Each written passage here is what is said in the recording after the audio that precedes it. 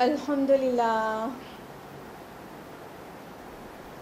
الحمدللہ نحمده ونستعینه ونستغفره ونؤمن به ونتوکل علیہ ونعوذ باللہ من شرور انفسنا ومن سیئات اعمالنا من یهده اللہ فلا مضل له ومن یضللہ فلا ہادی له ونشهد ان لا الہ الا اللہ وحدہ لا شریک له ونشهد ان محمدا عبده ورسوله اما بعد اعوذ باللہ من الشیطان الرجیم بسم اللہ الرحمن الرحیم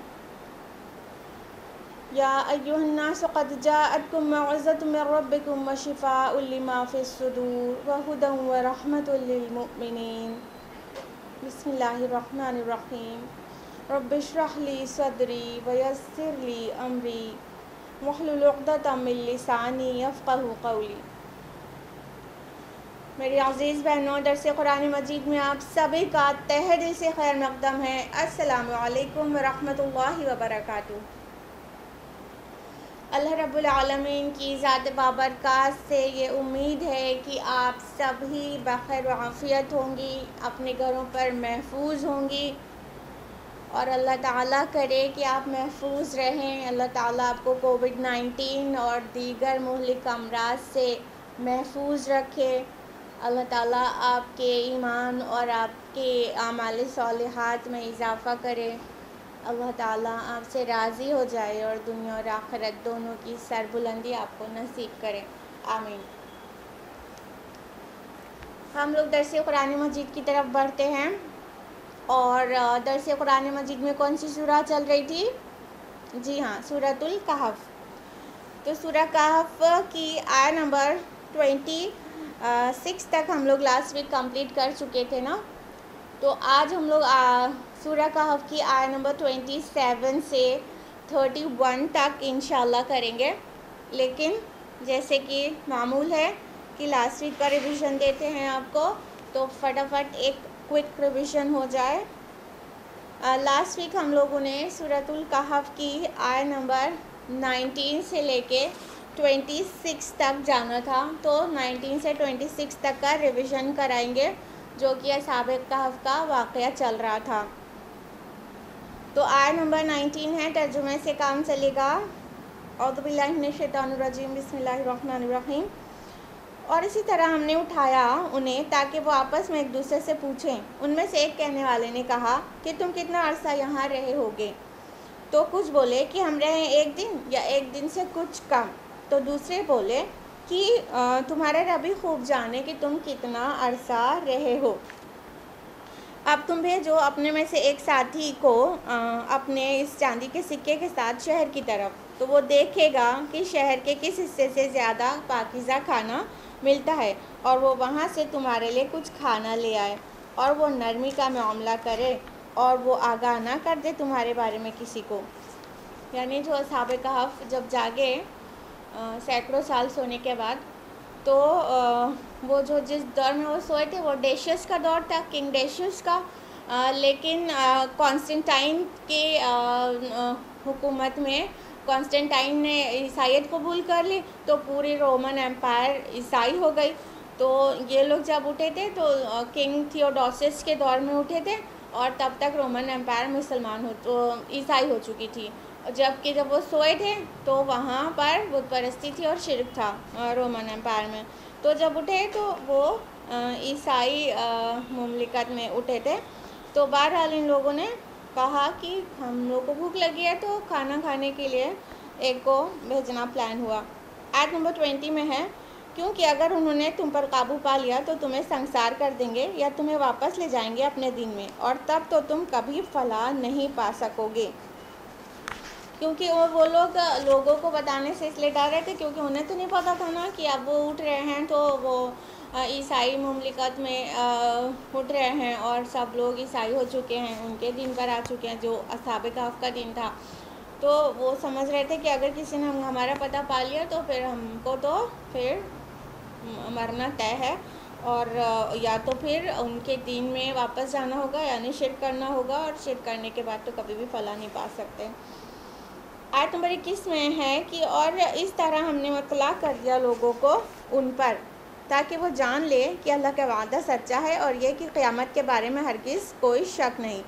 جب وہ لوگ آپس میں جھگڑ رہے تھے ان کے معاملے میں، چنانچہ لوگوں نے کہا کہ تعمیر کر دو ان پر ایک عمارت بطور یادگار، ان کا رب ان سے بہتر واقف ہے۔ جو لوگ غالب آئے اپنی رائے کے اعتبار سے، انہوں نے کہا ہم بنائیں گے ان پر ایک مسجد۔ تو اللہ تعالیٰ نے اس آیت میں مقصد بیان کر دیا کہ جو ان کا اتنا عرصے سو کر اٹھنے کا جو مقصد ہے وہ یہ کہ قیامت کا تم کو ثبوت مل جائے کہ یہ قیامت آنے والی ہے، اس میں تمہیں کوئی شک و شبہ نہ رہ جائے۔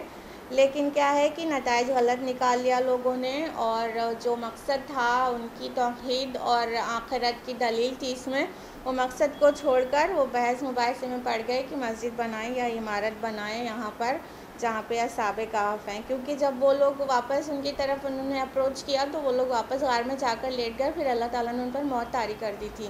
پھر ان کے موت آنے کے بعد یہاں پہ جھگڑا شروع ہو گیا، مسجد بنائے کہ عمارت بنائے، دیوار کھڑی کر دیں وغیرہ وغیرہ۔ نان ایشو کا جھگڑا اگلی آیت میں بھی مینشنڈ ہے، آیت نمبر 22 میں۔ اب یہ لوگ کہیں گے وہ 3 تھے اور چوتھا ان کا کتا، اور کچھ لوگ کہیں گے وہ 5 تھے اور چھٹا ان کا کتا۔ یہ سب تیر ٹکے چلا رہے ہیں اندھیرے میں، رجمم بالغیب۔ اور کچھ لوگ کہیں گے وہ 7 تھے اور ان کا کتا تھا 8واں۔ آپ کا یہ میرا رب ہی خوب جانتا ہے، ان کی تعداد کو نہیں جانتے مگر بہت تھوڑے لوگ۔ تو اے نبی صلی اللہ علیہ وسلم، آپ ان کے بارے میں جھگڑا مت کریں سوائے سرسری بحث کے، اور نہ ہی آپ پوچھیے ان کے بارے میں ان میں سے کسی سے۔ تو یہ نان ایشو اللہ تعالیٰ نے بہت ڈسکریج کیا کہ کتنا نمبر تھا وہ سیکنڈری ہے، بالکل اس کی کوئی اہمیت نہیں ہے۔ اس سے جو تربیت اخذ ہوتی ہے، جو تعلیم اخذ ہوتی ہے، وہ لینے کی ضرورت ہے ایکچولی، نہ کہ وہ اس بحث میں پڑھنے کی ضرورت ہے۔ اور رسول اللہ صلی اللہ علیہ وسلم نے رسول اللہ صلی اللہ علیہ وسلم کو بھی اللہ تعالیٰ نے آگاہ کر دیا کہ آپ ان کے ساتھ بحث میں نہ الجھیں، کیونکہ ان کے پاس جو بھی انفارمیشنز تھی وہ سب ناقص تھی، اور علم پر نہیں بات کر رہے تھے۔ جو علم آیا ہے حقیقی اصحاب کہف کے بارے میں وہ قرآن میں آیا۔ تو اللہ تعالیٰ نے جتنا تعلیم اور تربیت کے لیے موضوع سمجھا اتنی ہی چیز قرآن میں نازل کر دی، بقیہ کی ضرورت نہیں۔ تو اس کے علاوہ جو بحثیں تھیں وہ بغیر علم کے تھی، اور بغیر علم کے بحثیں انتہائی ڈسکریجڈ ہیں۔ آیت نمبر 23 میں، اور کسی چیز کے بارے میں یہ نہ کہا کریں کہ میں یہ کام کل ضرور کر لوں گا، مگر یہ کہ اللہ چاہے، اور اپنے رب کو یاد کر لیا کریں جب آپ بھول جائیں، اور یہ ہو سکتا ہے میرا رب میری رہنمائی کر دے اس سے بہتر بھلائی کی طرف۔ تو اللہ تعالیٰ نے رسول اللہ صلی اللہ علیہ وسلم کو اور آپ کی وساطت سے ہم سب کو خبردار کر دیا کہ فیوچر کی بات اللہ کو شامل کے بغیر نہ کریں۔ جب بھی فیوچر پلان کریں کہ میں یہ کل ضرور کر لوں گی تو اس میں ضرور کہیں اگر اللہ نے چاہا انشاءاللہ، کیونکہ جو اختیار مطلق ہے وہ اللہ تعالیٰ کے پاس ہے۔ ہم لوگ چاہتے ہیں کچھ کرنا لیکن ضروری نہیں ہے وہ چیز کر پائیں، کیونکہ اختیار تو اللہ کے پاس ہے۔ تو اللہ کو شامل کر لینا یہ عین ادب کی بات ہے۔ تو اللہ تعالیٰ نے رسول اللہ صلی اللہ علیہ وسلم کو یہ بتا دیا کہ کیا ادب ہے، اس کے پیچھے کیا پس منظر اور شان نزول تھا، وہ ہم نے لاسٹ ویک آپ کو تفصیل سے بتایا تھا۔ تو اللہ تعالیٰ فرما رہے ہیں کہ آپ کا یہ کہ ہو سکتا ہے میرا رب رہنمائی کر دے بہتر بھلائی کی طرف۔ اگلی آیت ہے آیت نمبر 25، اور وہ رہے اپنی غار میں 300 برس اور اس کے اوپر 9 برس۔ آیت نمبر 26 ہے، آپ کہیے کہ اللہ ہی بہتر جانتا ہے کہ وہ اس میں کتنا عرصہ رہے۔ ان کو یعنی اور آگے ہے اسی کے لیے ہے آسمانوں اور زمین کا غیب، کیا ہی خوب ہے وہ اس کو دیکھنے والا اور کیا ہی خوب ہے وہ سننے والا۔ اس کے سوا اس کا کوئی مددگار نہیں، اور وہ شریک نہیں کرتا اپنے حکم میں کسی کو۔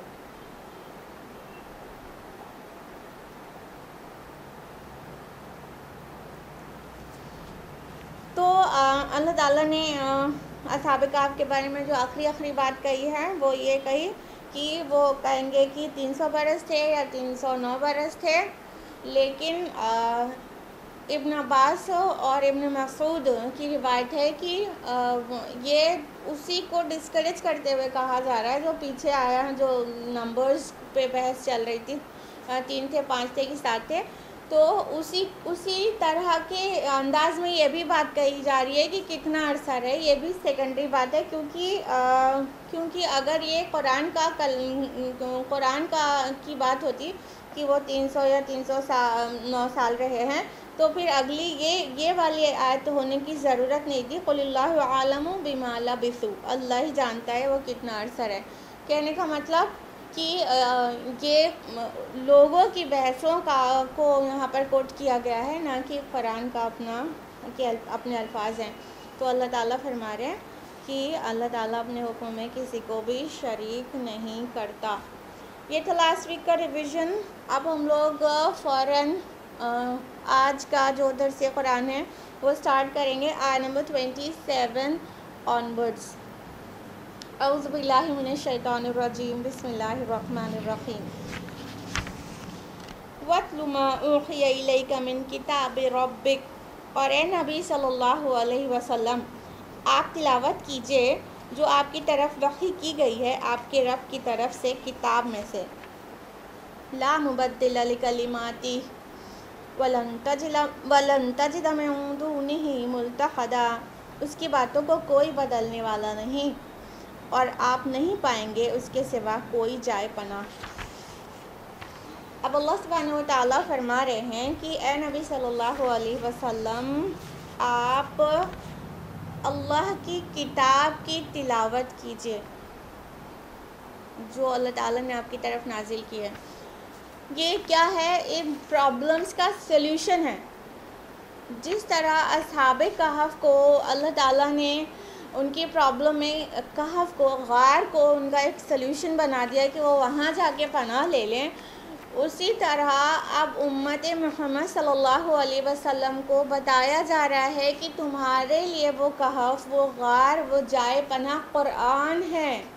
تو جب بھی آپ ٹربل میں ہوں، جب بھی مشکلات میں ہوں، اس قرآن کے ذریعے سے پناہ حاصل کریں. یہی آپ کی جائے پناہ ہے، یہی آپ کا مرجع ہے. جب آپ کو پریشانی ہو، جب ٹینشن ہو، جب سماج میں، سوسائٹی میں بہت سارے اعتراضات ہو رہے ہوں، تمسخر ہو رہے ہوں، یا آپ کو دین پر قائم رہنا مشکل ہو رہا ہو، یا آپ کو دین پھیلانے میں مشکل آ رہی ہو، یا کسی بھی طرح کی پرابلم ہو، تو اس وقت صبر کرنا اور قرآن کی طرف پلٹنا، یہی سلوشن ہے.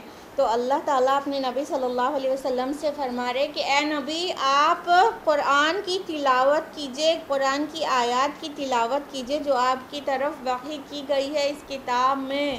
یہی آپ کو دلی سکون دے گی.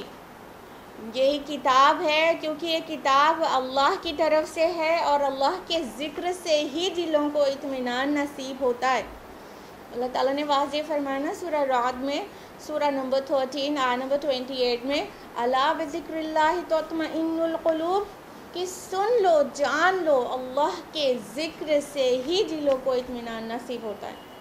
تو رسول اللہ صلی اللہ علیہ وسلم کی اس وقت کی کیفیت کا اندازہ لگائیے کہ جب کفار مکہ مان کر نہیں دے رہے تھے اور طرح طرح سے ستانے کی اور آپ کی دعوت کو زک پہنچانے کی پوری کوششیں کی جا رہی تھیں. ہر طرح سے چاہا جا رہا تھا کہ آپ کے مشن کو چکنا چور کر دیا جائے. تو سب طرح سے آپ کو پریشان کرنا، پھر کچھ آفرز دینا کہ تھوڑی اپنی تھوڑی ہماری مان لو، اس طرح سے رسول اللہ صلی اللہ علیہ وسلم کو پریشان کیا جا رہا تھا. تو اللہ رب العالمین نے اس کا سلوشن بتا دیا کہ آپ قرآن مجید کی تلاوت کیجئے. آلموسٹ یہی الفاظ آئے ہیں سورہ عنکبوت سورہ نمبر 29 آیت نمبر 45 میں نا، اتل ما اوحی الیک من الکتاب واقم الصلاۃ ان الصلاۃ تنہی عن الفحشاء والمنکر ولا ذکر اللہ اکبر. اور آپ کی طرف جو کتاب وحی کی گئی ہے اس کی تلاوت کیجئے اور صلاح قائم کیجئے. بے شک صلاح یعنی نماز بے حیائی اور برائی سے روکتی ہے، اور اللہ کا ذکر سب سے بڑی چیز ہے. وَلَذِكْرُ اللَّهِ اکبر، اللہ کا ذکر سب سے بڑی چیز ہے۔ تو یہ جو صلاح یعنی نماز اور کتاب قرآن کی طرف بلایا جا رہا ہے نا، وہ بھی کیا ہے؟ ذکر کی عظیم الشان صورتیں ہیں، اور ذکر، اللہ کے ذکر سے ہی دل کو تسکین ملتی ہے۔ تو تسکین کے لیے ہمیشہ قرآن کی طرف پلٹنا چاہیے۔ دیکھو پیارے بہنوں، کتنے ہی لوگ آج ڈپریشن کا شکار ہیں، اور کتنے ہی لوگ کو راتوں میں نیند نہیں آتی ہے، اور کتنی ٹینشن ہے، گھریلو پریشانیوں، نہ جانے کیا کیا۔ تو اپنی پریشانیوں میں انسان الجھتا رہتا ہے، اور وہ سمجھ ہی نہیں پاتا کہ اس کے مسئلے کا حل کیا ہے، جبکہ اس کے مسئلے کا حل ان کے ٹانکوں پر غلافوں میں لپیٹا ہوا رکھا ہے۔ یہ قرآن مجید غلاف میں لپیٹ کر اور سب سے اونچے والے شیلف پر رکھنے کے لیے نہیں آئی تھی، یہ ہمارے مسائل کا حل ہے۔ اس کو غلاف سے باہر نکالیں اور اس میں اپنے مسائل کا حل ڈھونڈیں، اس کی تلاوت کیا جائے، تذکر کیا جائے، تدبر کیا جائے، غوطہ زنی کیا جائے، اور پھر دیکھیے کہ کیسا دل کو تسکین ملتی ہے۔ نہ صرف دل کو تسکین ملے گی، بلکہ مسائل کا حل بھی سمجھ میں آئے گا کہ کیا اور کیسے کرنا چاہیے جو مشکلیں حل ہو جائیں۔ تو یہ ہے وہ سلیوشن قرآن مجید، جس سے لوگ بے پرواہی برت رہے ہیں اور مسائل میں الجھے ہی رہ جاتے ہیں۔ اللہ تعالیٰ نے آگے فرمایا اسی آیت میں کہ لا مبدل لکلماتہ، اس کے کلمات کو، اس کے احکام کو کوئی بدلنے والا نہیں ہے۔ یعنی کہ مشرکین کتنا بھی زور لگا لیں آپ کی دعوت کو ختم کرنے کے لیے، کچھ کر نہیں سکتے۔ تو یہ بھی مطلب ہوتا ہے، اور یہ بھی کہ اللہ تعالیٰ کو حق کو غالب کرنا ہے، وہ ہو کر رہے گا، اور یہ کچھ بھی اپنے پلان میں، اپنے گندے پلان میں کامیاب نہیں ہو سکتے۔ اور اللہ کے کلمے کو بدلنے والا کوئی نہیں۔ اس کا یہ مطلب بھی ہے کہ یہ جو حقیقی جو فائدہ ہے اور جو کامیابی ہے، اس کا راستہ یہ قرآن مجید ہے۔ یہ قرآن کے راستے سے آگے بڑھنا ہوگا، یہ قرآن سے جہاد کرنا ہوگا، تو کامیابی ملے گی۔ اور یہ اللہ تعالیٰ کا اٹل فیصلہ ہے کہ اسی کے منہج پر جو انداز یہ بتا رہا ہے، جو کام کرنے کو بتا رہا ہے، جس طرح سے کرنے کو بتا رہا ہے، اسی طرح سے کریں گے تو ہی کامیابی ملے گی۔ تو اللہ تعالیٰ کے اس اٹل فیصلے کو بھی بدلنے والا کوئی نہیں ہے کہ یہ قرآن ہی ہے جو ہر مسئلے کا حل ہے، اور اس قرآن کے ذریعے ہی سوسائٹی میں امن برپا کیا جا سکتا ہے، اور ناانصافی اور ظلم و ستم کا خاتمہ کیا جا سکتا ہے، ایک پرامن سوسائٹی وجود میں لائی جا سکتی ہے۔ اور اللہ تعالیٰ نے آگے فرمایا کہ آپ نہیں پائیں گے اس کے سوا کوئی جائے پناہ۔ یعنی کہ اگر کوئی بھی تحریک کو شروع کیا جائے تو وہ تحریک کبھی کامیاب نہیں ہو سکتی جب تک کہ پناہ اللہ اور قرآن میں ہی نہ طلب کیا جائے۔ یہاں پہ جو بھی ضمیر آ رہی ہے، اللہ تعالیٰ اور قرآن دونوں کے لیے آ رہی ہے، ٹھیک ہے؟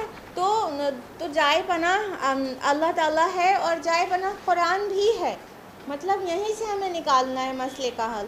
تو جو بھی پناہ ملے گی تو وہ اللہ تعالیٰ کے پاس ہی ملے گی، اور اللہ تعالیٰ کی کتاب میں ہی ملے گی، وہیں سے ہی اخذ ہوگی۔ تو اگر ہم اس بات کو سمجھ جائیں نا، تو ہمارے تمام مسائل کا حل ہو جائے۔ آیت نمبر 28 ہے، وَاصْبِرْ نَفْسَكَ مَعَ الَّذِينَ يَدْعُونَ رَبَّهُمْ بِالْغَدَاةِ وَالْعَشِيِّ، اور اپنے آپ کو روکے رکھیے ان لوگوں کے ساتھ جو اپنے رب کو پکارتے ہیں صبح و شام۔ يُرِيدُونَ وَجْهَهُ وَلَا تَعُدْ عَيْنَاكَ عَنْهُمْ يُرِيدُ زِينَةَ الْحَيَاةِ الدُّنْيَا، وہ اللہ کے رضا کے طالب ہیں، اور آپ کی نگاہیں ان سے ہٹنے نہ پائیں۔ آپ دنیاوی زندگی کی آرائش و زیبائش چاہتے ہیں، معاذ وَلَا تُطِعْ مَنْ أَغْفَلْنَا قَلْبَهُ عَنْ ذِكْرِنَا وَاتَّبَعَ هَوَاهُ وَكَانَ أَمْرُهُ فُرُطًا، اور مت کہا مانیے ایسے شخص کا جس کا دل ہم نے اپنی یاد سے غافل کر دیا ہے، اور جو اپنی خواہشات کے پیچھے پڑا ہوا ہے، اور اس کا معاملہ حد سے متجاوز ہو چکا ہے۔ اب اللہ سبحانہ تعالیٰ آگے فرما رہے ہیں کہ اپنے آپ کو روکے رکھیے ان لوگوں کے ساتھ جو اللہ کو صبح و شام پکارتے ہیں، یعنی جن کا کام ہی دوام ذکر ہے، صبح و شام اللہ تعالیٰ کی یاد میں رہتے ہیں، اس کی حمد و تسبیح میں رہتے ہیں، اور اس کی خوف و خشیت سے ان کے دل پگھلے رہتے ہیں، اور ان کے اعضاء اور جوارے اس کی دلیل اور ثبوت پیش کرتے ہیں کہ وہ کتنے ہمبل ہو گئے ہیں اور کتنے ہیوملٹی ہے ان کے اندر۔ تو اللہ تعالیٰ فرما رہے ہیں کہ اپنے آپ کو ان کے ساتھ روکے رکھیں۔ یہاں وصبر جو صبر لفظ آیا وہ اس لیے آیا ہے کہ ان کے ساتھ ٹکا کے رکھیے، ان کے ساتھ جما کے رکھیے۔ دیکھیے اس سے کسی قسم کا مغالطہ نہیں ہونا چاہیے کہ معذاللہ رسول اللہ صلی اللہ علیہ وسلم کو اپنے ان ساتھیوں سے جو غریب تھے ان سے کچھ بھی رسول اللہ صلی اللہ علیہ وسلم کو پریشانی تھی، یا تو آپ نے اپنی توجہ کی نگاہ ان سے کبھی بھی ہٹائی تھی، ایسا بالکل بھی نہیں ہے۔ اصل میں اس کا جو پس منظر ہے اس کو جاننا چاہیے۔ ابن عباس کی روایت میں آتا ہے کہ کچھ جو قریش کے شرفاء تھے، جو وائٹ کالر پیپل کہلاتے ہیں سوسائٹی میں، ولید بن مغیرہ اور عتبہ بن ربیعہ، شیبہ، ابو جہل، اس قسم کے جو لوگ تھے، تو ان لوگوں نے مطالبہ کیا تھا کہ اے محمد صلی اللہ علیہ وسلم، یہ آپ کے درمیان تو بہت ہی حقیر لوگ رہتے ہیں، یہ جیسے کہ خباب بن ارد، عمار بن یاسر اور وہ غریب صحابہ جو تھے، تو وہ یہ آپ کے اراؤنڈ رہتے ہیں، تو ہم آپ کے پاس کیسے آ کے بیٹھے ہیں؟ ان کے تو جسموں سے، ان کے جبوں سے تو پسینے کی بو آتی ہے، ہم ان کے ساتھ آپ کے پاس آ کے بیٹھ نہیں سکتے، ان کو اپنے پاس سے ہٹائیے تو ہم آپ کی بات آ کر سنیں، آپ کے پاس بیٹھیں۔ تو اس کے جواب میں اللہ رب العالمین جواب دے رہے ہیں کہ اے نبی صلی اللہ علیہ وسلم، یہ جو آپ کے ساتھی ہیں عبداللہ ابن ام مکتوم اور بلال حبشی اور خباب بن ارد اور عمار بن یاسر، یہ سب جو فقراء صحابہ میں سے تھے، یہ تو اللہ تعالیٰ کی نظر میں قیمتی ہیرے ہیں، کیونکہ یہ اللہ کی یاد میں شب و روز گزارتے ہیں، تو ان کی طرف سے آپ کی توجہ ہٹنے نہ پائے، اور ان کو اپنے سے دور مت کریے، اور انفیکٹ ان کی طرف سے مطلب اپنی جو اٹینشن ہے وہ تک بھی کم مت کریے، اپنے پاس سے ہٹانا تو وہ دور کی بات ہو گئی نا، اب ان کی طرف سے توجہ بھی نہ ہٹنے پائے، وَلَا تَعْدُ عَيْنَاكَ عَنْهُمْ، کہ آپ کی توجہ کی جو نگاہیں ہیں وہ بھی ان کے پاس سے ہٹنے نہ پائیں۔ تو یہ رسول اللہ صلی اللہ علیہ وسلم کو اس لیے مطلب اللہ تعالیٰ نے وحی کی کیونکہ کفار کی طرف سے ایسا مطالبہ تھا، اور اسی قسم کا مطالبہ نوح علیہ السلام سے بھی ان کی قوم کے جو شرفاء کہلاتے ہیں، جو ٹھاکر ہوتے ہیں، جو دولت مند ہوتے ہیں اور اپنے برابر لوگوں کو نہیں سمجھتے، تو ان لوگوں نے بھی نوح علیہ السلام سے یہی مطالبہ کیا تھا کہ یہ آپ کے درمیان تو بہت ذلیل اور مطلب کمینہ قسم کے لوگ ہیں، ان کو ہٹائیے، ہم ان کے درمیان میں آ کے آپ کی بات کیسے سنیں گے۔ تو اللہ تعالیٰ کو یہ بات بالکل بھی پسند نہیں کہ انسان تکبر میں پڑے، تو اللہ تعالیٰ نے کہا نہیں، یہی تو ہیرے ہیں، اور صرف یہ نہیں کہ وہ اللہ کا ذکر کرتے رہتے ہیں، بلکہ یہی وہ سرمایہ ہے جس سے اسلام کو سربلندی ملتی ہے، یہ قیمتی ایسٹس ہیں، نہ کہ وہ لوگ جو دنیا پرست ہیں اور جن کے دل میں اللہ کی یاد نہیں ہے، وہ ظاہر میں بہت زیادہ وہ آراستہ پیراستہ ہوں گے، لیکن جو کوئی بھی تحریک جو جذبہ مانگتی ہے اور جو قربانیاں مانگتی ہے وہ یہ دے نہیں سکتے، تو وہ جو ظاہر میں کتنے بھی اثر رسوخ رکھنے والا انسان ہو، لیکن اگر اس کے اندر جذبہ قربانی نہیں ہے تو وہ کبھی بھی کسی بھی تحریک کا مفید ممبر بن نہیں سکتا ہے۔ تو اللہ تعالیٰ نے واضح کر دیا کہ نہیں، آپ کی توجہ کی نگاہیں ان قیمتی لوگوں کی طرف سے ہٹنے نہ پائیں، اور یہ جو کہا جا رہا ہے آپ دنیا کی زندگی کی آرائش اور زیبائش چاہتے ہیں، ایکچولی رسول اللہ صلی اللہ علیہ وسلم نہیں چاہتے تھے۔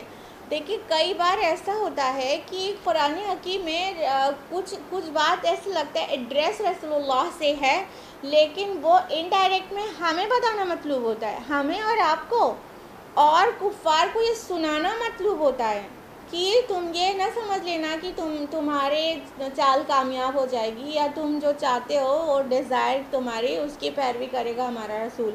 تو یہ ہمیں اور آپ کو بتانا مطلوب ہے، ہمیں اور آپ کو تربیت کی ضرورت ہے۔ رسول اللہ صلی اللہ علیہ وسلم سے ایسی کوئی بھی خطا نہیں ہوئی ہے۔ ایکچولی قرآن میں کئی چیزیں ایسی ہیں جس سے پتہ چلتا ہے کہ رسول اللہ نے وہ کیا نہیں، بٹ ہے ایڈریس محسوس ہوتا ہے ڈائریکٹ رسول اللہ سے ہے، لیکن وہ رسول اللہ کے وساطت سے ہمیں بتانا مقصود ہے۔ جیسے کہ کبھی آپ سے کہا گیا اگر آپ کو شک ہو تو آپ اہل کتاب سے پوچھ لیں، کبھی رسول اللہ کو شک ہوا نہیں۔ کبھی کہا کہ اگر آپ نے جھوٹ گڑھ لیا تو بہت بڑا گناہ لے کر آئیں گے، کیا رسول اللہ نے کبھی کوئی جھوٹ گڑھا؟ نہیں۔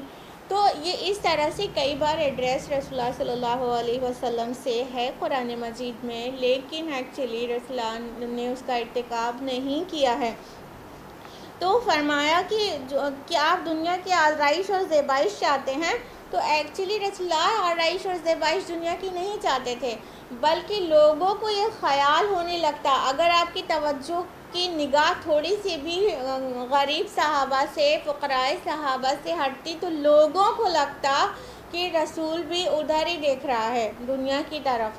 تو ایسا نہیں تھا، لیکن ہاں ہدایت نصیب ہو جائے کچھ ایسے لوگوں کو بھی جو سوسائٹی میں بہت اہمیت کے حامل ہیں اور اثر رسوخ کے حامل ہیں، تو ایسی ڈیزائر کوئی غلط بات تو ہے نہیں۔ جیسے رسول اللہ صلی اللہ علیہ وسلم نے یہ خواہش کی تھی کہ عمر رضی اللہ عنہ یا تو پھر عمرو بن ہشام یعنی ابو جہل، ان دونوں میں سے کسی کو اللہ ہدایت دیتے، اللہ سے دعا کی کہ عمر بن خطاب یا عمرو بن ہشام یعنی ابو جہل میں سے دونوں میں سے کسی ایک کو میری جھولی میں ڈال دے، اسلام کو اس سے طاقت ملے۔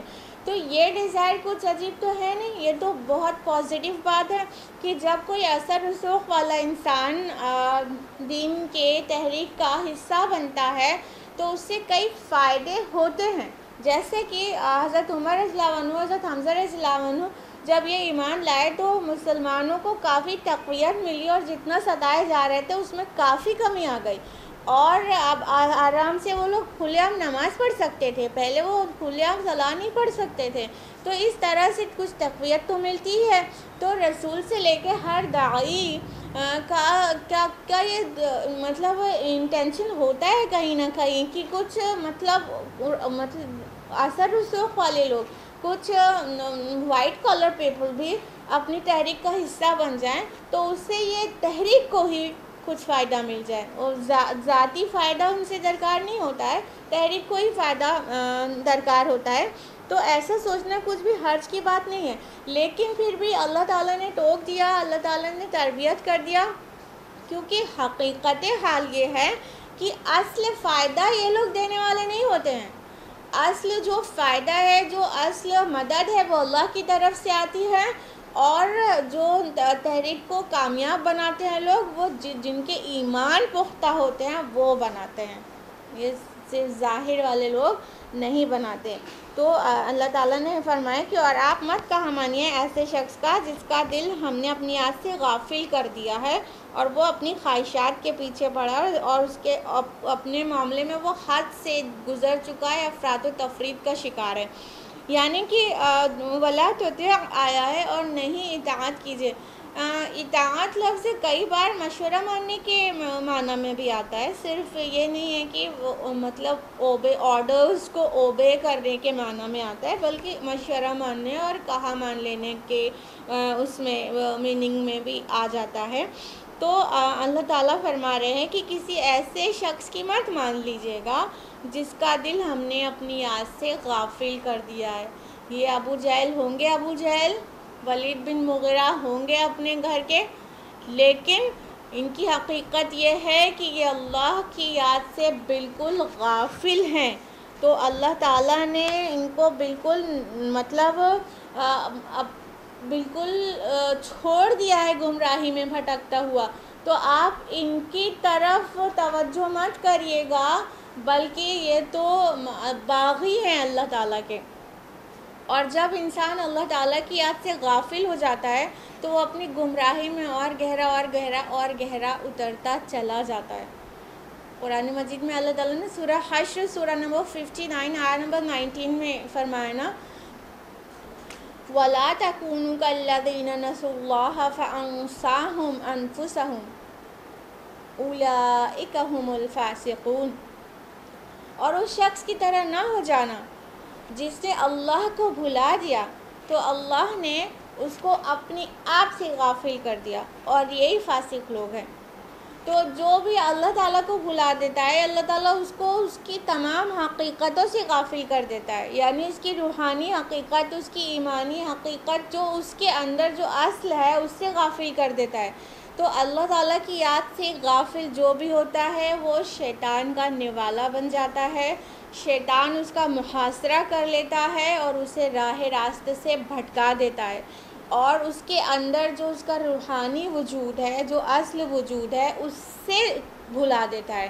اور پھر وہ اپنے حیوانی وجود، اپنے جسمانی وجود کی تقویت دینے میں لگ جاتا ہے، یہاں تک کہ وہ مطلب انعام ہو جاتا ہے.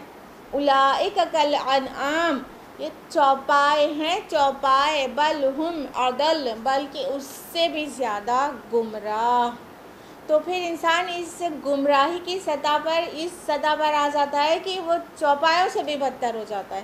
تو اللہ تعالیٰ کی جو بھی یاد سے غافل ہو جاتا ہے تو اس کو اللہ تعالیٰ اتنا زیادہ اس میں اندھیرے میں بھٹکتا ہوا چھوڑ دیتا ہے.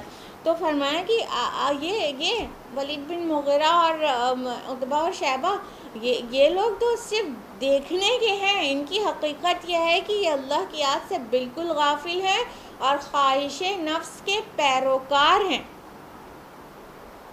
جو بھی انسان اپنے ڈیزائرز، اپنی خواہش کا بالکل مطیع فرمانبردار بن جاتا ہے، اس کا پیروکار بن جاتا ہے، تو سمجھ لو کہ اب اس کو راہ راست پر کوئی نہیں لا سکتا سوائے اس کے کہ اللہ ہی چاہے.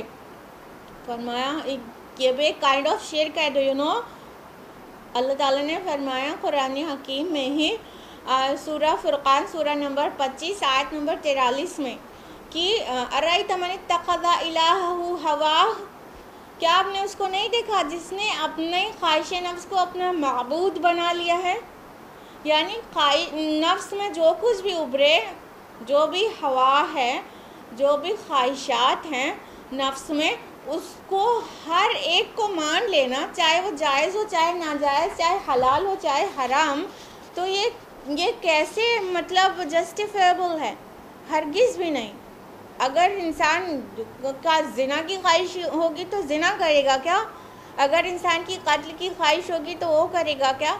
اور انسان کی شرک کی خواہش ہے تو شرک کرے گا کیا؟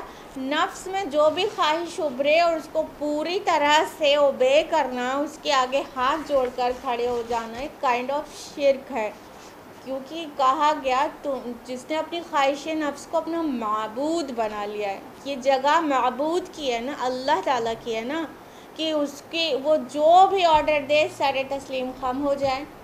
خواہش نفس کی یہ جگہ نہیں ہے نا کہ اس کے آگے ہر وقت ہم سر اطاعت جھکا دیں. تو ایسے کا معاملہ کیا ہو جاتا ہے؟ بہت ہی افراط و تفرید کا شکار ہو جاتا ہے. وہ مطلب یہاں پہ فروطہ لفظ آئے نا، اس کا معنی ہوتا ہے کہ زیادتی کرنا، حد سے گزر جانا، ظلم کرنا اور افراط و تفرید کا شکار ہو جانا. تو ایسا شخص جو بھی یہ کرتا ہے، اپنی خواہش نفس کا ایک دم مکمل مطیع فرما بردار ہوتا ہے نا، تو الٹیمیٹلی کیا ہوتا ہے کہ وہ انسان بالکل اس کے اعمال جو ہے بیلنسڈ نہیں رہتے ہیں. وہ بیلنس عمل نہیں کرتا، بلکہ کیا کرتا ہے، وہ اس کے اعمال بہت ہی زیادہ افراط و تفرید کا شکار ہو جاتے ہیں. اور وہ حد سے گزرنے لگتا ہے، اسراف کرنے لگتا ہے، ایکسٹرا ویگنس سے کام لینے لگتا ہے، ظلم کرے گا تو حد سے زیادہ، اور ناانصافی اور دنیا پرستی، بس یہی سب۔ تو اس طرح خواہش نفس کی پیروی سے بہت بچنے کی ضرورت ہے۔ نفس کی خواہش کی پیروی کریں لیکن مکمل نہیں، جائز کی حد میں اس کو محدود کریں۔ آیت نمبر 29 ہے وَقُلِ الْحَقُّ مِنْ رَبِّكُمْ، اور آپ کہہ دیجئے کہ یہی حق ہے تمہارے رب کی طرف سے، فَمَنْ شَاءَ فَلْيُؤْمِنْ وَمَنْ شَاءَ فَلْيَكْفُرْ، تو اب جو چاہے ایمان لائے، جو چاہے کفر کرے۔ إِنَّا أَعْتَدْنَا لِلظَّالِمِينَ نَارًا، ہم نے ظالموں کے لیے آگ تیار کر رکھی ہے، أَحَاطَ بِهِمْ سُرَادِقُهَا، اس کی قناتیں ان کا احاطہ کر لیں گی، وَإِن يَسْتَغِيثُوا يُغَاثُوا بِمَاءٍ كَالْمُهْلِ يَشْوِي الْوُجُوهَ، اور اگر وہ پانی کے لیے فریاد کریں گے تو ان کی فریاد رسی ایسے پانی سے کی جائے گی جو تیل کی تلچھٹ کی طرح ہوگا، جو چہروں کو بھون ڈالے گا۔ بئس الشراب وساءت مرتفقا، بہت ہی بری چیز ہوگی پینے کی، اور وہ بہت ہی بری جگہ ہے آرام کی، یعنی جہنم۔ اب اللہ سبحانہ تعالیٰ فرما رہے کہ اب اعلان کر دیجئے، اب دو ٹوک فیصلہ سنا دیجئے کہ تمہارے رب کی طرف سے حق آ چکا ہے، اور جو تمہارا جو بھی آفر ہے کہ کچھ تم ہماری مان لو، کچھ اپنی منوا لو، کچھ اس میں ترمیم اور تبدیلی کر دو، اور یہ جو قرآن سورہ یونس میں جو آیا نا کہ یہ قرآن تو بہت ریجڈ ہے، یہ اس کے علاوہ کوئی اور قرآن پیش کرو، تو اللہ تعالیٰ نے کہا بس ان کو سنا دو کہ یہ حق ہے تمہارے رب کی طرف سے، اس میں کوئی فلیکسیبلٹی نہیں ملے گی، اس میں کوئی تبدیلی نہیں ہوگی، کوئی تغیر نہیں ہوگا، کوئی چینجز نہیں ہوں گے، کوئی کچھ بھی نہیں ہوگا، کیونکہ یہ تمہارے رب کی طرف سے ہے۔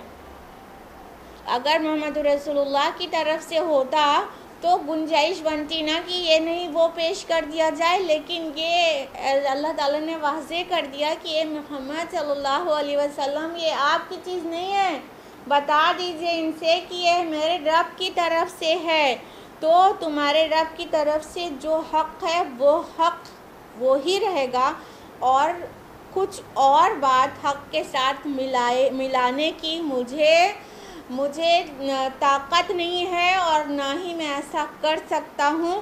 انفیکٹ میرے پاس بھی جو کچھ آتا ہے وہ وحی کے ذریعے سے آتا ہے، اور میں خود اس وحی کی اتباع کرتا ہوں، میں سب سے پہلے مسلمان ہوں، میں سب سے پہلے مطیع فرما بردار ہوں۔ تو فرمایا اب جو چاہے ایمان لے آئے اور جو چاہے کفر کرے، یعنی کسی کے اوپر کمپلشن نہیں ہے، جس کو نہیں ماننا ہے وہ نہیں مانے، لیکن اس کے آدھا اور پونا یہ نہیں چلے گا کہ اتنا ملا لو ہمارا والا اور اتنا اپنا والا تو ہم مان لیں گے، نہیں، ایسے نہیں چلے گا۔ اب جو چیز حق ہے وہ حق ہی رہے گی، اور اللہ ایک ہے، وہ ایک ہی کی عبادت کرنی ہوگی، اور جن چیزوں کو قرآن حکیم حرام قرار دے رہا ہے وہ ہمیشہ تا قیام قیامت حرام رہے گی، کسی کے کہنے سے وہ حلال نہیں ہو جائے گی۔ شریعت میں اور دین میں اور حقائق میں کوئی تبدیلی ممکن نہیں۔ اب جس کو ماننا ہے مان لے، اور جس کو انکار کرنا ہے انکار کر دے۔ یہاں پر تو ٹیسٹ کے لیے ہے ہی انسان یہاں پر، تو اس کو کمپلشن تو ہے نہیں، اگر کمپلشن ہوتا then where is the test, اگر یہ بس مان ہی لینا ہوتا تو پھر آزمائش کس بات کی تھی۔ الذی خلق الموت والحیات لیبلوکم ایکم احسن عملا، کہ اس نے موت و حیات بنائی تاکہ تم کو آزمائے کہ تم میں سے کون نیک عمل کرتا ہے۔ سورہ ملک سورہ نمبر 67 آیت نمبر 2۔ تو اس طرح جو زندگی ہے وہ کیا ہے؟ آزمائش ہے۔ تو اللہ تعالیٰ کہہ رہے ہیں کہ ان سے کہہ دیجئے کہ آپ جو چاہے مانیں، جس کو ماننا ہے مانیں، یہ پورا کا پورا ماننا ہوگا، ٹیک اٹ آل اور تھرو اٹ آل، پورا لینا ہوگا یا پورا ہی چھوڑ دو، یہ ان دونوں کے درمیان کوئی راستہ نہیں ہے. سورہ دہر کی آیت نمبر 3 میں بھی ہے نا، اِنَّا هَدَيْنَاهُ السَّبِيلَ إِمَّا شَاكِرًا وَإِمَّا كَفُورًا، کہ ہم نے انسان کے لیے ہدایت کا راستہ واضح کر دیا ہے. اب اس میں سے اس کو اختیار ہے، جو چاہے شکر کرے اور جو چاہے ناشکراپن اختیار کرے. تو اللہ تعالیٰ نے حق کو واضح کر دیا ہے، جو چاہے اسے قبول کرے اور جو چاہے ریجیکٹ کر دے. لیکن کہنے کا مطلب یہ نہیں ہے کہ ایکسیپٹ کرنے اور ریجیکٹ کرنے دونوں کے نتائج بھی برابر ہوں گے، بالکل بھی نہیں. ایکسیپٹ کرنے کے کیا نتائج ہوں گے اور ریجیکٹ کرنے کے کیا نتائج ہوں گے وہ آگے بیان کر دیا گیا ہے. اسی آیت میں آگے آ رہا ہے ریجیکشن کے نتائج، یعنی تم اگر نہیں مانو گے، تم مادہ پرستی اور دنیا پرستی اور یہ شان و شوکت و وجاہت اسی کی محبت میں ایک دم اس کے مجاور بنے بیٹھے رہو گے، تو سنو پھر تمہارے ساتھ بعد الموت میں کیا ہوگا وہ سنو. آگے آیت کا جو فقرہ ہے، ہم نے ظالموں کے لیے آگ تیار کر رکھی ہے، اس کی قناتیں ان کا احاطہ کر لیں گی. انفیکٹ کر لیا ہے. اللہ تعالیٰ نے نہ ماننے والوں کے لیے اور یہ دنیا پرستی کرنے والوں کے لیے اور یہ تکبر میں انکار کرنے والوں کے لیے کیا تیار کر رکھا ہے؟ جہنم کی آگ. اور کہا سرادقها، اس کی قناتیں انہیں اس کا احاطہ کر لیں گی. قناتیں کس لیے لگائی جاتی ہیں؟ کسی چیز کو کنفائنڈ کرنے کے لیے نا، جیسے کوئی پارٹی واٹی ہے یا کچھ ہے یا خیمہ ہے تو اس میں قنات لگائی جاتی ہے کنارے کنارے اس کو ایریا کو کنفائنڈ کرنے کے لیے. تو جو جہنم ہے تو اس میں ان کو جس ایریا میں ڈالا جائے گا، چاہے اس کی باؤنڈری وال ہو، چاہے ان کی خود کی وہ جگہ ہو جہاں پر وہ ٹھوسے گئے ہوں، اس کی جو قناتیں ہوں گی وہ بھی آگ کی ہوں گی. قناتیں بھی آگ کی ہوں گی، یعنی جو باؤنڈری وال ہے وہ بھی آگ کی ہوگی، وہ ان کو گھیرے میں لیے ہوگی. سورہ زمر سورہ نمبر 39 آیت نمبر 16 میں ہے نا، لَهُم مِّن فَوْقِهِمْ ظُلَلٌ مِّنَ النَّارِ وَمِن تَحْتِهِمْ ظُلَلٌ، ان کے اوپر سے آگ کا سایہ ہوگا اور ان کے پیروں کے نیچے سے آگ ہی آگ ہوگی. یعنی اوپر اور نیچے سب جگہ آگ ہی آگ ہوگی. اللہ تعالیٰ اس آگ سے بچائے.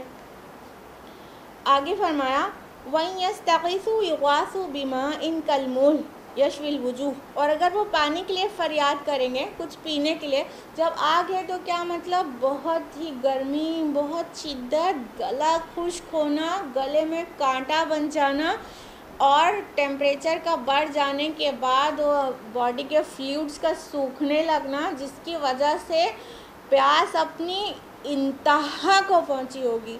تو کیا انسان مانگے گا؟ لیکوڈ، کچھ پینے کا مل جائے، کوئی مشروب مل جائے، پینے کا کچھ بھی مل جائے. تو جب وہ فریاد کریں گے کسی مشروب کی، تو کیا ان کی فریاد رسی کس مشروب سے کی جائے گی؟ محل سے. محل کیا ہے؟ لغت میں اس کے مختلف معنی ہیں. کچھ کہتے ہیں محل تیل کی تلچھٹ کو کہتے ہیں، کچھ میننگ اس کی محل کی لاوا، جو پگھلا ہوا لاوا ہوتا ہے اس کو کہتے ہیں، یا محل جو میلٹڈ میٹل ہوتی ہے، دھات، پگھلی ہوئی دھات، اس کو کہتے ہیں. بہرحال وہ سارے میننگ بہت ایک دوسرے کے قریب ہے. تو وہ جو بھی لیکوڈ ملے گا وہ کیا ہے یہاں پہ جو مذکور ہے؟ محل ملے گا. حضرت عبداللہ ابن مسعود رضی اللہ عنہ نے سونا چاندی منگایا اور اس کو میلٹ کیا اور کہا کہ لوگوں دیکھ لو یہ محل سے کافی مشابہ ہے، مطلب محل ایسا ہے میلٹڈ میٹل. تو جب انسان پانی مانگے گا تو اس کو میلٹڈ میٹل ملے گی. آپ کو پتہ ہے کہ کاپر جو کہتے ہیں تانبے، پگھلے ہوئے تانبے کو کہتے ہیں محل اگر مان لے، تو تانبے کا جو کاپر کے جو میلٹنگ پوائنٹ ہوتا ہے وہ کتنا ہوتا ہے پتہ ہے؟ کاپر کا میلٹنگ پوائنٹ ہوتا ہے 1085 degree centigrade. Melting point جتنے میں وہ پگھلتا ہے, کھولتا نہیں ہے, پگھلتا ہے. میلٹنگ پوائنٹ آپ کو بتا رہے ہیں 1085 degree centigrade. Degree Fahrenheit نہیں, ڈگری سینٹی گریڈ اس کا ٹیمپریچر ہوتا ہے, یعنی اس ٹیمپریچر پہ وہ پگھلتا ہے. اور جس ٹیمپریچر پہ وہ کھولتا ہے, یعنی اس کا جو بوائلنگ پوائنٹ ہے کاپر کا, وہ 2562 ڈگری سینٹی گریڈ ہوتا ہے. ٹھیک ہے, 2500 ڈگری سینٹی گریڈ. اگر آپ کو اس کی گرمی کا, اس کے گرم ہونے کا اندازہ ایسے نہیں ہو رہا ہے تو اس سے پانی سے اس کو کمپیئر کیجئے. بوائلنگ واٹر جو ہوتا ہے وہ آپ کی اسکن کو کتنی آسانی سے جلا دیتا ہے نا. واٹر کا بوائلنگ پوائنٹ صرف 100 ڈگری سینٹی گریڈ ہوتا ہے. ٹھیک ہے, 100 ڈگری سینٹی گریڈ. اب آپ اندازہ لگائیے کہ میلٹڈ کاپر کا جو بوائلنگ پوائنٹ ہے وہ 2562 ڈگری سینٹی گریڈ ہوتا ہے. 2500 ڈگری سینٹی گریڈ تو کتنا زیادہ گرم ہو گیا, کتنا زیادہ گرم ہو گیا. اتنا زیادہ گرم چیز پلائی جائے گی جب انسان پینے کے لیے مانگے گا. اور قرآن کی دیگر آیات میں آتا ہے مائع سدید انہیں دیا جائے گا. مائع سدید کیا ہے؟ زخموں کا دھون, یعنی جو جہنمیوں کے جو بدن جلے ہوں گے, ان کے سڑ رہے ہوں گے, تو وہ جو زخم سے خون اور پیپ یہ سب رس رہا ہوگا, وہ مائع سدید اس کو جب پینے کے لیے مانگیں گے تو وہ دیا جائے گا. اللہ اکبر, اس کو گھوٹ گھوٹ کر کے پینا ہوگا. اور پتہ ہے مائع سدید کے بارے میں حدیث ہے ترمذی کی, جلد نمبر 2 حدیث صفحہ نمبر 171. رسول اللہ صلی اللہ علیہ وسلم فرماتے ہیں کہ جب جہنمی لوگ پینے کے لیے مانگیں گے تو ان کو زخموں کا دھون دیا جائے گا جو بھی کھولتا ہوا ہوگا, اور جب وہ اس کو پینے کے لیے چہرے کے پاس لے جائیں گے تو ان کے چہرے کی کھال جو ہے اس کی گرمی سے جل کے اس میں گر جائے گی, اور جب اس کو پئیں گے تو ان کے چہرہ بھن جائے گا پورا, اور آنتیں جل کر دوبر کے راستے سے باہر نکل جائیں گی. اللہ اکبر, اتنا شدید عذاب ہوگا. تو فرمایا کہ تمہاری فریاد رسی ایسے پانی سے کی جائے گی, ایسے مائع سدید اور مہل سے کی جائے گی. اور فرمایا کہ کیا ہی بری چیز ہوگی پینے کے لیے, اور کیا ہی بری آرام کی جگہ. یہاں پہ مرتفق کا لفظ آیا ہے, یعنی کہ وہ جگہ جہاں پہ ریلیکسیشن فیل ہو, جہاں پہ تھوڑا سا لائٹ فیل کرے انسان, آرام کرے یا ٹیک لگا لے, تو اس کو اس سے مراد ہے. تو یہاں اس کی کنٹراسٹ میں آیا ہے, جو اگلی آیت میں جنت میں آرام کی جگہ کا ذکر آئے گا, وحسنت مرتفقہ, تو یہاں پر وسعت مرتفقہ, یہ ایک طنز ہے کہ آرام کی ایسی جگہ ہے وہ جہنم, اور اتنی بری کھانے اور پینے کی چیزیں وہاں پر دی جائیں گی. تو اب یہ انسان کی اپنی چوائس ہے کہ اپنی خواہش نفس کو قابو میں رکھ کر اپنے آپ کو اپنے رب و رسول کا فرما بردار بنا لے اور ابدی عیش میں چلا جائے, یا تو دنیا کے عیش پرستی کرتا رہے پھر ابدی عذاب میں چلا جائے, اس قسم کے عذاب میں جہاں پر مہل پینے کو دیا جائے گا اور آگ کی قناتیں گھیرے رہیں گی, اور ایسی بری آرام کی جگہ میں جانا ہوگا. اب دیکھیے سائملٹینیس کنٹراسٹ آ رہا ہے, جہاں پر ڈرایا جاتا ہے وہاں خوشخبری بھی سنائی جاتی ہے, اور ہم لوگوں کو دونوں ہی کی ضرورت ہے ان فیکٹ کہ we need to be frightened and we need to be appreciated. تو ہمیں دونوں کی ضرورت ہے. تو اللہ تعالیٰ قرآن حکیم میں جہاں پر ڈراتا ہے تو وہاں پر خوشخبری بھی سناتا ہے. آیت نمبر 30 میں ہے, ان الذین آمنوا وعملوا الصالحات انا لا نضیع اجر من احسن عملا. یقیناً جو لوگ ایمان لائے اور انہوں نے اچھے عمل کیے تو ہم نہیں ضائع کریں گے اجر اس شخص کا جس نے اچھا عمل کیا. یعنی جنہوں نے نہیں مانا ان کی تو بتا دیا گیا کیا ملنے والا ہے، لیکن جن لوگوں نے مان لیا، جنہوں نے اپنی خواہش نفس کو جائز کی حد میں محدود کیا، جنہوں نے اپنی راتیں اپنے رب کی یاد میں بسر کی، جنہوں نے اپنے دن، اپنے اوقات، اپنے ٹائم، اپنے انرجی، اپنی اسکلز کو حق کو قائم کرنے میں لگایا، جنہوں نے اپنی رشتہ داریوں کی پرواہ کی، جنہوں نے رشتے ناطے نہیں توڑے، جنہوں نے اپنے رب اور رسول کی نافرمانی نہیں کی، بلکہ ہر وہ چیز کی جو اللہ کا حکم تھا، اس کے رسول کا تھا، اور ہر اس چیز سے اپنے دامن کو بچا لیا جس سے رب اور رسول نے منع کیا تھا، تو پھر ان کے لیے کہا گیا کہ ہم ان کا اجر ضائع نہیں کریں گے. دیکھیں دونوں چیز آ رہی ہے، الذین آمنوا وعملوا الصالحات، جو لوگ ایمان لائے اور جنہوں نے نیک اعمال کیے. خالی ایمان کافی نہیں ہے، ایمان تو اتنا لاغر اور کمزور بھی ہے آج کے جس طرح ملت کی اکثریت ہے کہ کیا وہ نجات کے لیے کافی ہے؟ نہیں، ایمان اور اعمال صالحات دونوں ایک ساتھ ہوں گے تو نجات ممکن ہوگی. اگلی آیت میں فرمایا اس ریوارڈ کے بارے میں ڈیٹیل میں، اولئک لہم جنات عدن تجری من تحتہم الانہار، انہی لوگوں کے لیے ہیں رہنے کے ایسے باغات جن کے دامن میں ندیاں بہتی ہوں گی.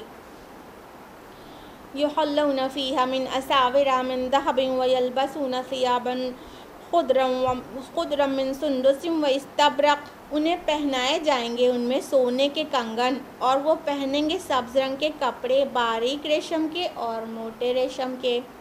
متکئین فیہا علی الارائک، ٹیک لگائے بیٹھے ہوں گے تختوں میں.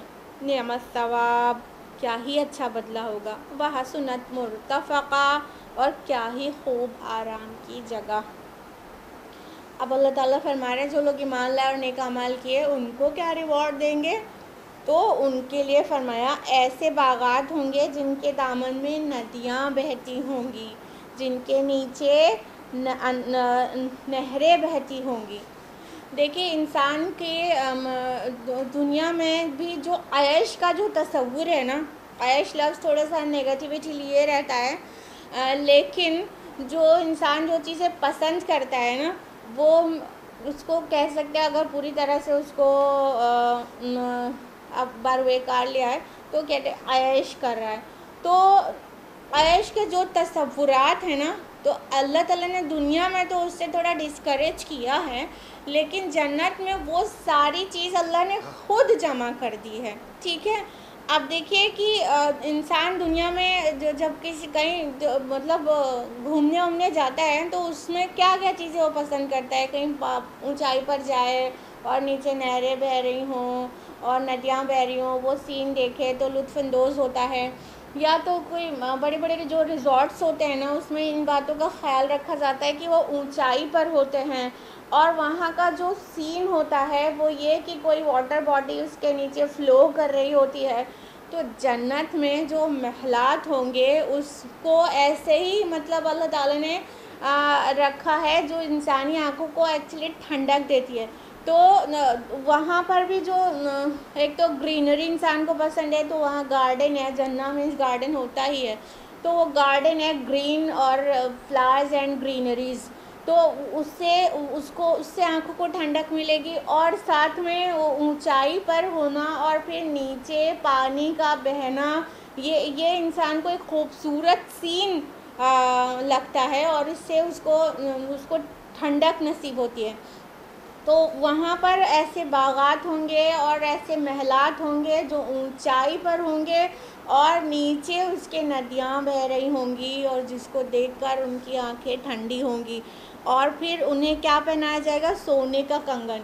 دنیا میں انسان کیا پسند کرتا ہے؟ بادشاہت پسند کرتا ہے نا، تو چاہتا ہے ہر کوئی اقتدار کی لڑائی لڑتا ہے کرسی کی.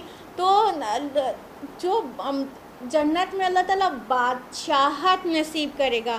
دنیا میں تو مردوں کو سونا پہننا حرام کر دیا گیا، لیکن وہ جو چیز یہاں پہ حرام ہے یہاں پہ روکا گیا ہے، بس تھوڑے سی عمر میں اس کو کنٹرول کرنے کے لیے کہا گیا ہے، پھر الٹیمیٹلی اللہ تعالیٰ وہ دے دے گا، پھر بادشاہ بنا دے گا، سردار بنا دے گا جنت کا، اور وہاں پر ان کو پھر سونے کے کنگن پہنائے جائیں گے۔ بادشاہ لوگ سونے کے کنگن پہنتے ہیں نا، اور سبز رنگ کے لباس پہنائے جائیں گے، مطلب شاندار لباس۔ سبز رنگ کے لباس کا مطلب یہ نہیں ہے کہ پھر پوری زندگی جنت میں گرینی کلر کا گارمنٹ پہنے ہوں گے، ایسا نہیں ہے۔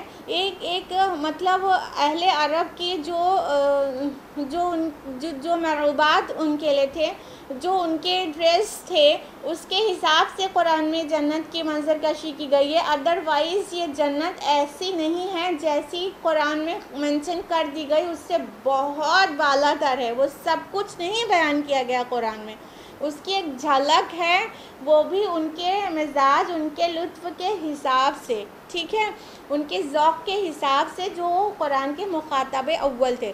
تو کہا گیا کہ وہ سبز رنگ کے لباس پہنائے جائیں گے، اور ریشم کے لباس مردوں کو دنیا میں حرام قرار دیا گیا نا، لیکن جنت میں اللہ تعالیٰ مردوں کو بھی عورتوں کو بھی ریشم کے لباس نصیب کرے گا، اور ایک نہیں دونوں طرح کے ریشم کے، سندس بھی استبرق بھی۔ سندس باریک ریشم کو کہتے ہیں، اور استبرق دبیز ریشم کو، موٹے ریشم کو کہتے ہیں۔ تو پرابلی جو اوپر کا لباس ہوگا وہ باریک ریشم کا ہوگا، اور جو اس کا استر ہوگا وہ یا اندر کا جو لباس ہوگا وہ موٹے ریشم کا ہوگا۔ باریک ریشم تھوڑا نازک اور بہت ڈیلیکیٹ اور بہت اٹریکٹیو ہوتا ہے نا، تو سندس اور استبرق دونوں کے لباس ہوں گے، اوپر کے لباس سندس کے اور اندر کے استبرق کے۔ تو اس طرح شاہانہ لباس پہنایا جائے گا، یعنی وہاں پہ بادشاہت دی جائے گی اور پھر شاہانہ لباس دیا جائے گا۔ اور اس طرح فرمایا ٹیک لگائے بیٹھے ہوں گے تختوں پر۔ ایک آیا ہے نا، اریکہ ایسے تخت کو کہتے ہیں، شاہی تخت کو جس کے اوپر چھتر لگے رہتے ہیں۔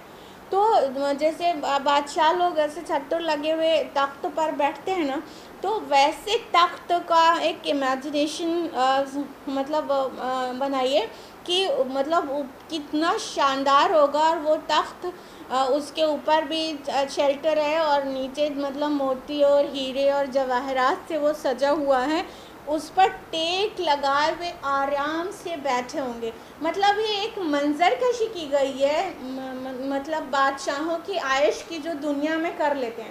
اب اس عائش کو دنیا میں تھوڑا سا نیگیٹو مطلب اس میں انداز میں پیش کیا جاتا ہے کہ اتنا دنیا پرستی اور اتنی عائش پرستی نہیں کرنا چاہیے، لیکن اللہ تعالیٰ نے یہاں پر اپنے نفس کو، خواہشات کو جائز کی حد میں محدود کرنے کے بعد اسی چیز کو ریوارڈ کی شکل میں جنت کے لیے رکھا ہے۔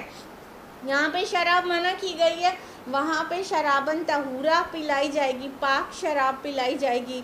تو فرمایا کہ کیا ہی اچھا بدلہ ہوگا ان کے لیے، اور کیا ہی خوب آرام کی جگہ۔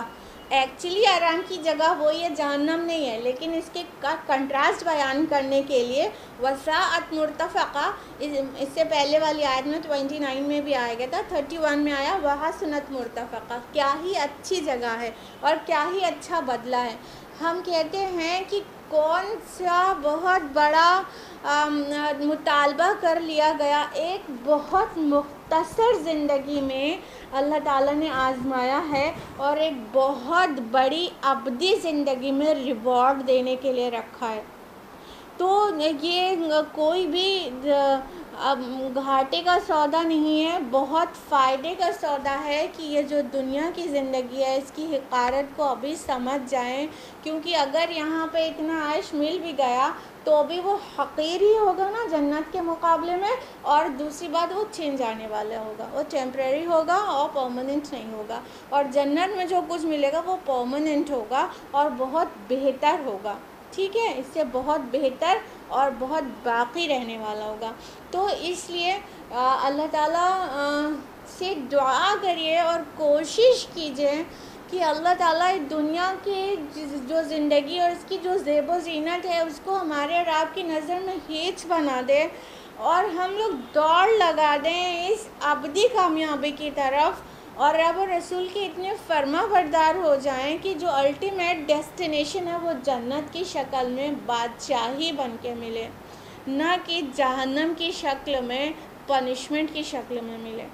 اس کے لیے بس خواہش نفس کو اپنے قابو میں رکھنا ہوگا، اور اپنے ہر عمل کو قرآن اور اپنے رسول کی سنت سے کراس چیک کرنا ہوگا، اور اس کے مطابق کرنا ہوگا، اور ہر اس چیز کو چھوڑ دینا ہوگا جس کو اللہ تعالیٰ نے قرآن حکیم میں اور ہمارے پیارے نبی نے اپنی احادیث میں منع فرمایا ہے۔ بس اتنا سا مطالبہ ہے، پھر ابدی کامیابی اور ابدی بادشاہت ہے۔ اب دونوں کو کمپیئر کر کے دیکھ لیجئے کہ جہنم والی زندگی کس کو پسند ہے اور جنت والی کس کو پسند ہے، اور یہ بھی سمجھ لیجئے کہ خالی جنت خواہشات سے نہیں ملتی۔ کہنے کو تو سب لوگ کہہ دیں گے، ابھی ہم پوچھیں آپ میں سے کون کون جنت میں جانا چاہتا ہے، تو ایوری باڈی شوڈ سے کہ ہم جانا چاہتے ہیں نا، کہیں گے نا۔ لیکن کیا ہم صرف یہ خواہش کرتے ہیں تو بس ہمیں مل جائے گی؟ ارے ایک گلاس پانی ہم نہیں پی سکتے صرف خواہش کر کے، ہمیں کوشش کرنی ہوتی ہے نا۔ تو جنت جیسی عظیم نعمت کیا بنا کوشش کے ہمیں مل جائے گی؟ تو اس کے لیے ہمیں چیز کرنا ہوگا، اس کے لیے رب و رسول کی فرما برداری کرنی ہوگی، قرآن کے قریب آنا ہوگا، قرآن کو اپنا حرز جاں بنانا ہوگا، قرآن کے اوپر عمل کرنا ہوگا، قرآن کی دعوت کو لے کر اٹھنا ہوگا، اور اس سوسائٹی میں جو پھیلی برائیاں ہیں اس کو مٹانے کی کوشش کرنا ہوگا، اپنا ٹائم، انرجی، سکلز ان سب کو کھمانا ہوگا۔ تو انشاءاللہ یہ ابدی بادشاہت میں انشاءاللہ شامل ہو جائیں گے ہم لوگ بھی۔ اللہ تعالیٰ سے دعا ہے کہ وہ ہمارے گناہوں کو معاف کرے، اور اللہ تعالیٰ عذاب النار سے ہم سبھی کو محفوظ رکھے، اور ہم سب کو جنت الفردوس میں جگہ دے۔ اللہ تعالیٰ ہمارے والدین کی بھی مغفرت کر دے۔ اللہ تعالیٰ ہم سب کو قرآن مجید پڑھنے، سمجھنے اور عمل کرنے اور غیروں تک پہنچانے کی توفیق عطا فرمائے۔ آیت نمبر 31 تک ہو چکا ہے، آج کے لیے اتنا ہی۔ جزاکم اللہ خیرا کثیرا، والسلام علیکم ورحمۃ اللہ وبرکاتہ۔